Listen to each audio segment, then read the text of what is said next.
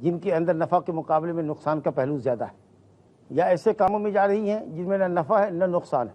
اگر کہا جائے کہ بھئی نقصان تو نہیں ہے، نفع نہیں ہے تو نقصان بھی نہیں ہے، یہ کام بھی کرنا چاہیے مومن کو؟ نہیں، وقت اللہ کی نعمت ہے، نفع کے کام میں استعمال کریں گے۔ نبی صلی اللہ علیہ وسلم نے فرمایا من کان یؤمن باللہ والیوم الاخر فلیقل خیرا او لیصمت، جو اللہ اور آخرت پر ایمان رکھتا ہے وہ خیر کی بولی بولے ورنہ چپ رہے، کچھ اناپ شناپ نہ بولے۔ وقت اللہ کی نعمت ہے، اس کو استعمال نفع بخش کام میں لگا۔ کچھ نہیں، سو جاؤ، یہ بھی عبادت ہوگا، تر و مند رہوگے، تازہ رہوگے، لیکن لا یعنی کاموں میں استعمال کریں۔ نفع نہیں ہے تو شر بھی نہیں ہے، پھر بھی آپ کو وہ کام نہیں کرنا ہے، وہ کام کرنا ہے جس میں نفع ہو، اور نفع کا ریشیو نقصان کے مقابلے میں زیادہ ہو، جس میں صرف مضرت ہے نہیں کرنا ہے، جس میں مضرت کا پہلو زیادہ نہیں کرنا ہے، جس میں نفع نقصان دونوں برابر پھر بھی نہیں کرنا ہے۔ اہل سلام ینفع واستعین باللہ، اور محنت کرو، حریص رہو کام پر، خوب جد و اجتہاد کرو، مگر اللہ رب العالمین سے مدد بھی ضرور لو۔ واستعین باللہ، اور اللہ سے مدد چاہو تاکہ ایاک نعبد و ایاک نستعین کا مقام پورا ہو۔ نفع بخش اسباب کو بروئے کار لانا یہ عبادت ہے، اللہ نے حکم دیا کہ کرو، محنت کرو، جائز اسباب اختیار کرو جائز کام کے لیے۔ ایاک نعبد ہو گیا، اس کے ساتھ وہ ایاک نستعین، اور اسی سے مدد بھی چاہو، یہ امام ابن القیم رحمۃ اللہ نے فرمایا۔ بہرحال ہر کام میں جو تمہارے لیے جائز ہے اللہ سے مدد چاہو، اور اللہ پر توکل کرو، اور کام کرو، محنت کرو۔ ولا تعجزن، اور سستی اور کاہلی کا مظاہرہ مت کرو، گھر میں بیٹھے ہوئے ہیں اور کہیں میری تقدیر میں نہیں تھا، محنت کرو، اسٹرگل کرو۔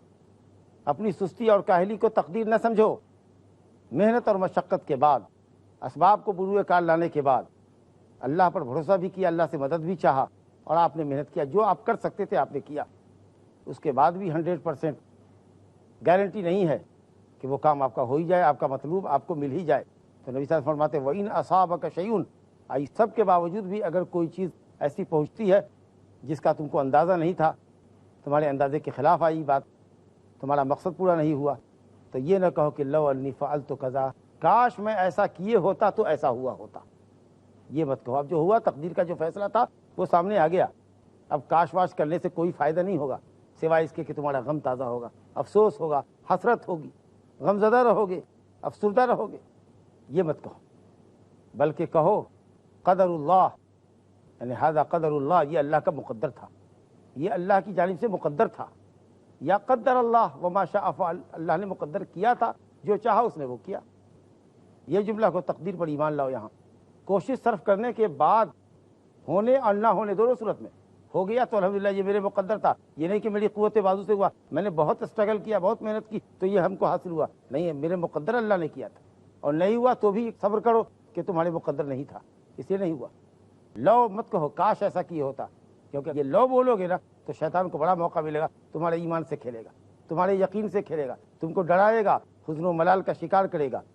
مگر کوئی اگر یہ کہے کہ میاں بتاؤ اگر لو کا استعمال جائز نہیں، تو نبی صلی اللہ علیہ وسلم نے کئی موقع پر کہا، حضرت عائشہ رضی اللہ عنہ سے کہا لولا حدثان قومی کی، اگر تیری قوم ابھی نئی نئی مسلمان نہ ہوتی تو میں کعبہ کو ڈھا دیتا اور ابراہیم علیہ السلام کی بنیادوں پر تعمیر کرتا۔ آپ نے فرمایا حجۃ الوداع میں جب مسلمانوں کو کہا کہ جن کے پاس ہدی نہیں ہے، ہدیے نہیں ہے، قربانی کا جانور نہیں ہے، وہ عمرہ کر کے حلال ہو جائے، احرام میں باقی نہ رہے، حج افراد یا حج قران نہ کریں، حج تمتع کریں، قربانی کا جانور نہیں ساتھ لائے، عمرہ کر کے طواف صحیح کر کے بال چھوٹا کر کے حلال ہو جائے، پھر 8 تاریخ کو حج کی نیت کریں۔ وقت ہو گیا ہے ایک وقفے کا، انشاءاللہ وقفے کے بعد پھر آپ سے ملتے ہیں۔ لو کے تعلق سے کاش ایسا کیے ہوتا، کاش ایسا نہیں کیے ہوتا، یہ ایمان بالقضاء والقدر کے منافی چیز ہے، اور شریعت پر اعتراض بھی ہے، اس کے استعمال سے حدیث میں منع کیا گیا ہے، شیطان کو موقع ملتا ہے جیسا کہ آپ نے سنا۔ مگر کوئی اگر یہ کہے کہ میاں بتاؤ اگر لو کا استعمال جائز نہیں، تو نبی صلی اللہ علیہ وسلم نے کئی موقع پر کہا، حضرت عائشہ رضی اللہ عنہ سے کہا لولا حدثان قومی کی، اگر تیری قوم ابھی نئی نئی مسلمان نہ ہوتی تو میں کعبہ کو ڈھا دیتا اور ابراہیم علیہ السلام کی بنیادوں پر تعمیر کرتا۔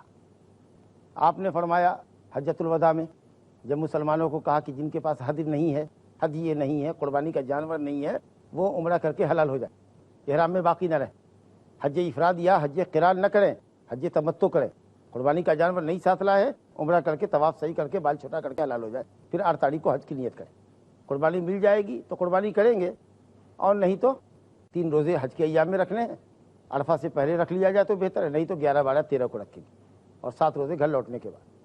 یہ ہے حج تمتع کا طریقہ۔ لیکن صحابہ آئے تھے عبادت کرنے کے واسطے، حج کرنے، تو وہ نہیں چاہتے تھے کہ 4 دن کی جو گیپ ہے عمرہ کے درمیان، 4 تاریخ کو انسان نے عمرہ کر لیا اور 8 کو مینا نکلنا ہے، تو اس 4 دن میں ہم حلال ہوں، سلے ہوئے کپڑے پہنیں، خوشبو لگائیں یا بیوی سے قربت اختیار کریں، نہیں چاہتے تھے، تاخیر کر رہے تھے۔ بہرحال اس موقع پر واقعہ مشہور ہے، نبی صلی اللہ علیہ وسلم نے فرمایا لو استقبلت من امری ما استدبرت، اگر وہ بات جو میں نے جانی ہے اب اگر پہلے سے جانے ہوتا تو میں بھی ہدی نہیں لاتا، میں بھی قربانی کا جانور ساتھ نہیں لاتا، اور میں بھی عمرہ کر کے حلال ہوتا۔ تو یہاں بھی آپ نے لو استعمال کیا۔ کہیے گا نہ یہاں پر اللہ تعالیٰ کے فیصلے پر کوئی اعتراض، نہ کوئی چیز واقع ہوئی اس کے اوپر افسوس، آپ کو اپنے اوپر افسوس نہیں ہے۔ صحابہ کی تطیب قلب کی خاطر، ان کے دل کو خوش کرنے کی خاطر، ان کے دماغ سے تردد کو ہٹانے کی خاطر آپ یہ کہہ رہے ہیں کہ تم جو کر رہے ہو وہ اچھا کر رہے ہو، بلکہ مجھے اب تو یہ چاہت ہو رہی ہے کہ میں بھی ایسا کیے ہوتا۔ گویا یہ کہنا چاہتے ہیں کہ اگر میں زندہ رہا انشاءاللہ آئندہ سال تو تم دیکھو گے کہ ہم حج ایسے ہی کریں گے جیسا تم کو کرنے کا حکم دے رہے ہیں۔ تو اگر مستقبل کے تعلق سے اگر آپ یہ کہتے ہیں، مثال کے طور پر اگر میں آئندہ زندہ رہا، اگر میں اگلے سال زندہ رہا تو انشاءاللہ یہ کام کروں گا اور یہ کام کروں گا، یا اگر آپ کو معلوم ہوا کسی شخص نے کہا کہ آج درس ہوا توحید کا درس، بہت ایمان افروز درس تھا، تو آپ نے کہا کاش کہ میں حاضر ہوتا۔ بتاؤ کیا کہا مولوی صاحب نے، درس دینے والے مدرس نے کیا کہا؟ انشاءاللہ میں حاضر رہوں گا۔ تو علم کے چھوٹنے پر آپ کو افسوس ہوا، یا اسی طریقہ سے آپ نے مستقبل کا ارادہ خیر کا ظاہر کر کے کہا اگر میں زندہ رہا یا کاش میں اگلے سال تک رہوں تو یہ کام میں کروں گا انشاءاللہ۔ تو ایسی صورت میں لو کا استعمال میں کیا بھی مذائقہ نہیں۔ ہمارے پاس ایک نیا چیپٹر ہے چھوٹا سا، گالی دینا، باب النہی عن سب الریاح، ہوا کو گالی دینا، استغفر اللہ۔ اس سلسلے میں صاحب کتاب رحمۃ اللہ علیہ نے ایک حدیث ذکر کی ترمذی کے حوالے سے۔ ابی بن کعب رضی اللہ عنہ کہتے ہیں کہ نبی صلی اللہ علیہ وسلم نے فرمایا لا تسبوا الریح فاذا رايتم ما تكرهون فقولوا اللهم انا نسالك خير هذه الريح وخير ما فيه وخير ما ارسلت به ونعوذ بك من شر هذه الريح وشر ما فيه وشر ما ارسلت به۔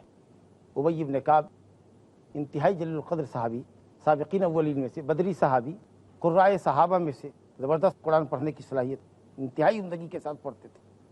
ان کی کنیت ابو المنذر ہے، بڑا مقام بلند ہے صحابہ میں علمی اعتبار سے۔ یہ کہتے ہیں کہ نبی صاحب نے فرمایا ہوا کو گالی نہ دو۔ آپ بھی سمجھ سکتے ہیں کہ ہوا اللہ کی ایک مخلوق ہے، معمور ہے، مسخر ہے۔ آرڈر کون دیتا ہے ہوا چلنے کا؟ اللہ۔ ہوا کس کے تابع ہے؟ اللہ۔ اس کا حکم ہوگا تو ہوا چلے گی، نہیں حکم ہوگا تو آدمی ہوا کے لیے ترستا ہے، دم گھٹ رہا ہے، بھائی ہوا بھی نہیں، اللہ ہوا چلا تو تیز چلتی ہے یا آہستہ چلتی ہے، پورب سے چلتی ہے یا پچھم سے، اتر سے چلتی ہے یا دکن سے، اوپر سے نیچے کو آتی ہے کہ نیچے سے اوپر کو جاتی ہے، بہت تیز آندھی بنتی ہے، سیلاب لاتی ہے، درختوں کو اکھاڑ پھینکتی ہے، یہ سب اللہ کے حکم سے ہوتا ہے۔ اس کا اپنا کوئی ارادہ نہیں، کوئی اختیار نہیں، اللہ کی عظیم مخلوق ہے۔ امام شافعی رحمۃ اللہ علیہ فرماتے تھے کہ یہ اللہ کا لشکر ہے، تیز تند ہوا سے اللہ تعالیٰ نے ظالم قوموں کو ہلاک کیا۔ یہ اللہ کی مخلوق ہے، مطیع و فرما بردار ہے، جب چاہتا ہے نرم و خرام ہوا چلاتا ہے اور جب چاہتا ہے اس کو آندھی میں تبدیل کر دیتا ہے۔ اگر تم گالی دیتے ہو ہوا کو، تکلیف محسوس کرتے ہو، تیز ہوا لگ رہی ہے، جھونکے تیز لگ رہے ہیں، گرم ہوا کے جھونکے لگ رہے ہیں، اگر تم ہوا کو گالی دیتے ہو تو در حقیقت یہ گالی ہوا چلانے والے کو جاتی ہے۔ تم نے دیکھا نہیں کہ یہ اللہ کی حکمت ہے، اللہ کی مخلوق ہے؟ کیوں نہیں سمجھتے، کیوں نہیں ایمان لاتے؟ دنیا کے سارے فالوورس کے ذریعے اگر مشینوں کے ذریعے ہوا دی جائے ایک ساتھ تو کیا اللہ رب العالمین جو ہوا چلاتا ہے تیز تند آندھی، اس کا مقابلہ ہو سکتا ہے؟ اور دنیا کی ساری مشینی طاقتیں، ساری توانائیاں اگر تیز چلنے والی ہوا کو روکنے کے لیے استعمال کی جائے تو کیا دنیا روک سکتی ہے؟ ترقی یافتہ ملکوں میں آندھی کا طوفان، سونامی لہریں، تیز تند ہوائیں چلتی ہیں، کتنا بڑا طوفان آتا ہے، کتنی بڑی مصیبت کھڑی ہوتی ہے، آپ حضرات مجھ سے بہتر جانتے ہیں۔ بہرحال یہ عظیم مخلوق ہے، اگر تم کو اس سے ضرر ہوتا ہے تو اللہ کی طرف رجوع کرو، اس کے خالق سبحانہ وتعالیٰ کی طرف رجوع کرو اور یہ دعا کرو کہ اے اللہ میں تجھ سے اس ہوا کی بھلائی چاہتا ہوں، یہ ہوا بھلائی کا پیغام لانے والی ہے ہمارے لیے، ایسی ہو، اور جو بھلائی تو نے اس میں رکھی ہے وہ بھلائی سے ہم کو نواز، اور اس بھلائی کے ساتھ یہ چلائی جا رہی ہے اس بھلائی سے ہم کو نواز۔ تو گویا اس کی ہوا کی طبیعت کے اندر بھی، فطرت کے اندر بھی بھلائی ہے، اور وہ کسی کے لیے بھلی بھی ہوتی ہے، بری بھی ہوتی ہے اللہ کے حکم سے، اور اسی طریقے سے اے اللہ ہم اس ہوا کے شر سے، اور جو شر تو نے اس میں پیدا کیا ہے، تیرے فعل میں کوئی شر نہیں ہے لیکن شر دوسروں کے لیے ہوتا ہے. وہ ہوا اگر کسی کا مکان اڑا دے تو مکان کا اڑنا یہ اس کے لیے شر ہوا، اللہ کے حکم میں کوئی شر نہیں.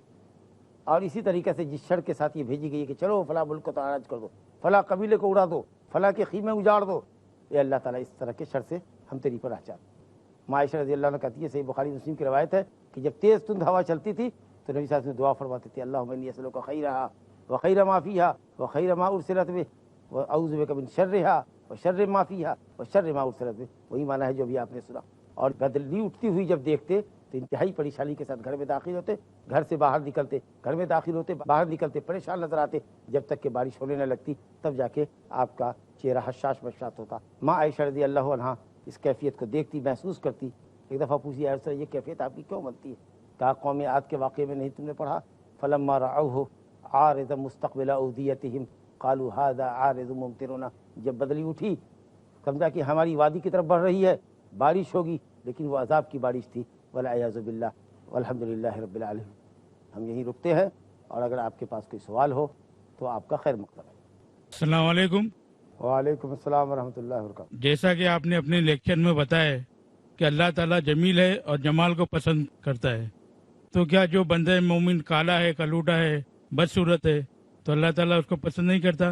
تو یہاں پر جمال کی ڈیفینیشن کیا ہوگی؟ جمال کو پسند کرتا ہے کہ جیسے آپ ہمارے سامنے ہیں، ماشاء اللہ آپ کا چہرہ صاف ستھرا ہے، لیکن اگر اس کے اندر گرد لگی ہوئی ہے تو آپ اس کو ذرا دھو کے آئیں. اگر چمڑا آپ کا کریک ہے تو اس میں اگر کوئی آپ ملین لگا سکتے ہیں، کوئی کریم وغیرہ تیل لگا کے نرم کر سکتے تو کر لیجئے. ماشاء اللہ آپ کی داڑھی ہے، اللہ تعالیٰ نے یہ جمال ہے، مردوں کا بہترین جمال ہے داڑھی، تو یہ واجب اور فرض ہے شرعی نقطۂ نظر سے، اور خوبصورتی کے اعتبار سے بھی یہ مردوں کے لیے جمال ہے. سارے بال ہر جگہ عورتوں کے ہوتے ہیں لیکن مونچھ اور داڑھی نہیں آتی، تو مونچھ کو پس کرنے کا حکم ہے، داڑھی کو بڑھانے کا حکم. یہ عورتیں اگر چاہیں بھی تو ان کو نہیں آ سکتی. گویا اللہ نے مردوں اور عورتوں کے درمیان تمیز بنائی ہے. داڑھی پڑا گندہ ہے، آپ اس میں کنگھی کریں. آپ کپڑا پہنتے ہیں، دھلا ہوا کپڑا پہنیں، بال میں تیل ڈالیں، کنگھی کریں. یہ مطلب ہے کالے اور گورے کی بات نہیں ہے، بہت سے کالے پکے رنگ والے بھی بہت سے گوروں سے اچھے لگتے ہیں. السلام علیکم شیخ. وعلیکم السلام ورحمۃ اللہ. اللہ تبارک و تعالیٰ نے انسان کی تقدیر میں جو لکھ دیا ہے وہی کرے گا، تو پھر اس کے اعمال پر جزا سزا کیوں؟ اصل میں یہ سوال تو صحابہ کرام نے ہی نبی صلی اللہ علیہ وسلم سے کیا تھا کہ جب اللہ نے تقدیر لکھ دی ہے، جنت جہنم کا فیصلہ کر دیا، ففیم العمل، تو عمل کس لیے؟ آپ نے کہا اے عملو فکل میسر لما خلق له، عمل کرو، جو عمل تمہارے لیے اللہ نے آسان کیا سمجھو وہی تمہاری تقدیر ہے. جس چیز کے لیے اللہ نے تم کو پیدا کیا اس کے حساب سے اللہ نے تمہارے لیے عمل کو بھی آسان کیا. تو ایک طریقے سے یہ بہت اچھی بات ہے کہ اچھا عمل انسان کی اچھی تقدیر کا غماز ہے. جزاک اللہ. السلام علیکم شیخ. وعلیکم السلام ورحمۃ اللہ. شیخ جیسا کہ اپنے درس میں آپ نے کہا کہ لوگوں کو جائز اپنے لیے تلاش کرنا چاہیے ذریعہ معاش، تو جیسے کہ جس بھی ملک میں رہ رہا ہے کوئی، وہاں کی جو مطلب حکومت کی سرگرمیاں ہیں یا پولیٹیکل سرگرمیاں ہیں، اس میں لوگوں کو اپنے کو سرگرم کرنا چاہیے کہ نہیں؟ جس طرح کی، کیونکہ ان کے ایک مینیفیسٹ ہوتے ہیں، اس حساب سے اس کو کام کرنا پڑتا ہے. تو کئی بار تو لوگوں کی یہ تھنک ہوتی ہے کہ ہم جائیں گے اس میں تو ہمارے جو مذہبی کام ہیں ان کو بھی ہم اپنے طرح سے ڈیل کریں، کیونکہ کئی جگہ پہ بڑی رکاوٹیں ہوتی ہیں. تو اس طرح سے اگر اپنا مقصد ہو تو کر سکتے ہیں کہ نہیں؟ جواب اجمالی طور پر یہ ہے کہ آپ کر سکتے ہیں، لیکن اگر آپ کے دین پر اس کا خسارہ عظیم ہے تو پھر آپ کو وہ کام چھوڑنا ہوگا. ہم یہ تو نہیں کہیں گے کہ آپ پولیٹیکل ایکٹیویٹیز سے اپنا دامن بچائیں یا سرکاری دفاتر میں کام نہ کریں، لیکن آپ اپنے دین کے ساتھ کوئی سمجھوتا نہ کریں. آپ کریں سیاست ایمانداری کے ساتھ کریں، دینداری کے ساتھ کریں. اور اگر آپ کہیں رہتے ہیں ایسا کوئی کام آپ سے کرایا جاتا ہے جو شریعت میں جائز نہیں ہے تو آپ اپنی روزی کی مصلحت کی خاطر وہ ناجائز کام نہ کریں. اگر آپ کہیں گے کہ نہیں کرتے ہیں تو ریزائن کرنا پڑے گا، تو ہم کہیں گے آپ سے کہ آپ ریزائن کیجئے، اللہ رزاق ہے، آپ کے لیے دوسرا سبب پیدا کرے گا. نہیں، جیسا کہ کئی بار ہوتا ہے کہ ان کے ایک رول ہوتے ہیں، اس رول کو فالو کرنا ہے آپ کو، ایسے حالت میں تو ٹھیک ہے. اگر آپ رول فالو کرتے ہیں اور دین اس کی زد میں آتا ہے تو آپ کو کام نہیں کرنا چاہیے. السلام علیکم. وعلیکم السلام ورحمۃ اللہ. شیخ، ہم لوگ جیسے کہ جانتے ہیں کسی کے دل میں اگر ذرہ سے بھی ذرہ بڑا بات ایمان ہے تو وہ بھی ایک دن جنت میں جائے گا. تو ہم لوگوں کی معاشرے میں ایسا ہے کہ بہت سارے نان مسلم ہیں، وہ لوگ مطلب صاف ستھرا رہتا ہے اور ان لوگوں میں حیا بھی ہے، اور ہم لوگ جانتے ہیں کہ حیا صاف ستھرا رہنا یہ بھی ایمان کا حصہ ہے، تو کیا وہ لوگ بھی جنت میں جائے گا؟ نعوذ باللہ من ذالک، جب تک کہ ایمان نہ لائے اللہ اور اس کے رسول پر اور آخرت پر اور واجبات و فرائض کو نہ انجام دے، اس وقت تک ایمان کی کسی خوبی کا ہونا، صفائی ستھرائی، نظامت، سخاوت اور اس طریقہ سے کچھ اور چیزیں بھی ہو، انسانی قدریں بھی ہوں، تو اس کی وجہ سے وہ مومن نہیں ہوتا ہے۔ مومنانہ صفات ہونے سے کچھ نہیں ہوگا جب تک کہ وہ کلمہ اللہ اور اس کے رسول کا نہ پڑھے۔ وباللہ تعالیٰ توفیق، وصلی اللہ علیہ نبینا محمد وآلہ وصحبہ اجمعین۔